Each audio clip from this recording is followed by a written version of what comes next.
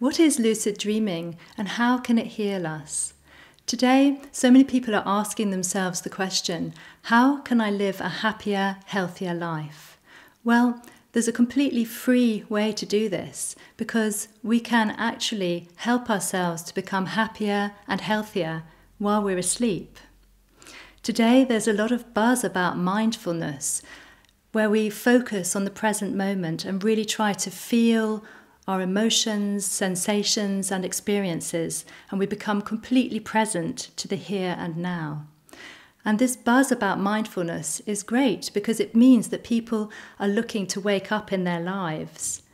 But what about the third of our lives that we spend asleep? Are we just going to waste all that time?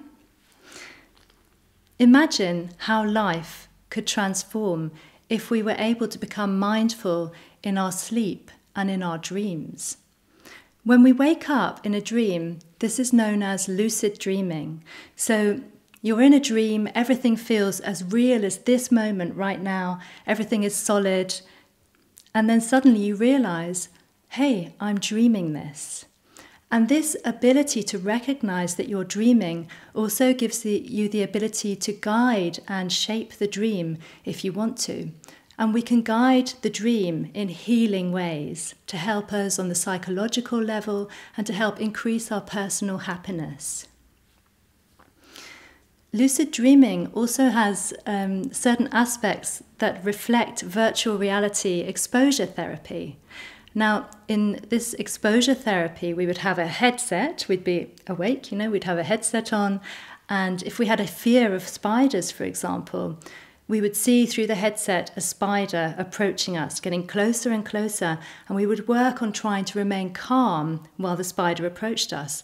And soon enough, we'd be able to take off the headset and we'd be able to have a spider close by in waking life and not feel scared.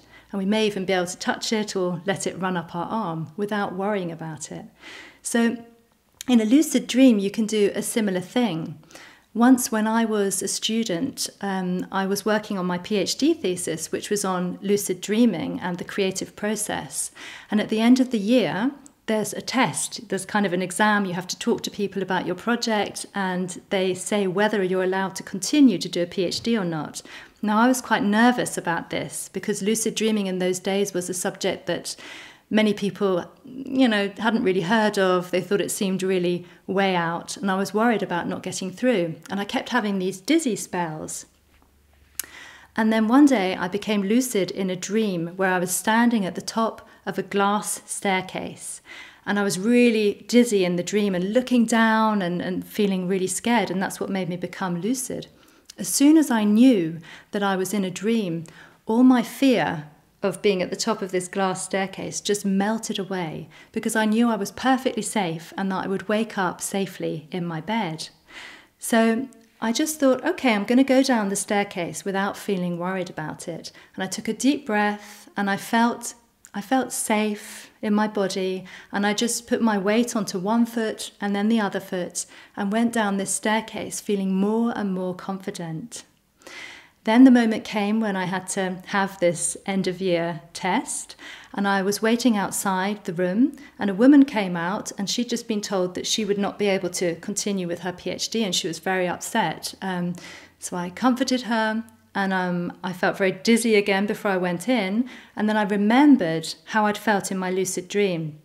I took a deep breath, felt steady in my stomach, put my weight into my feet, and I felt confident, and I walked in there and I was confident and convincing, and they let me continue with my PhD.